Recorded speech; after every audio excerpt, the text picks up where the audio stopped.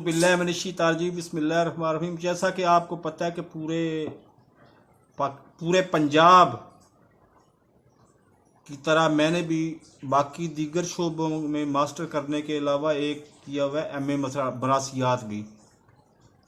तो हुण नून लीग दे ਜਿਹੜੇ है ने वर्कर्स कन्वेंशन दे नाल नून लीग दे अजीम आलमी रहनुमा जनाब शहबाज शरीफ साहब खिताब कर रहे हैं और फरमा रहे हैं कि 12 साल बाद असी कंटोनमेंट बोर्ड तो PTI का सफाया कर दिता है। ठीक है जी, हक के मान लीजिए गल, ठीक है जी। और 2023 के इलैक्शन च असी PTI का सफाया मरकज चो भी कर देंगे। ना ना ना ना पुत ना ना ना, ये गल गलत है। गल यह है कि जी 7 साल होर चाहिए सानू, तो 7 साल तुसी भी रेस्ट कर लो, क्योंकि तुसी 30 साल तो खा खा के थक गए हो। 7 साल रेस्ट कर लो, थोड़ी हो सकता है वारी आ जाए, यदा पता कोई नहीं लगता।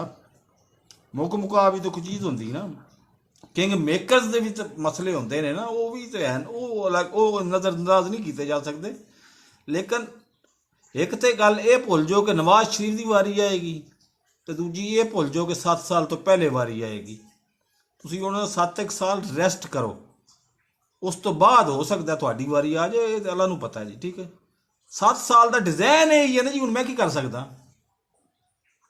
मेरे इस चैनल नूं सबसक्राइब नहीं किया ना, तो रत्ता बटन पुश करके तो सबसक्राइब, तो नाल बैल आइकॉन ऑल नोटिफिकेशन ऑन, ताकि मेरी हर नई आने वाली वीडियो का नोटिफिकेशन आप बर वक्त मिल सके। अल्लाह हाफिज़।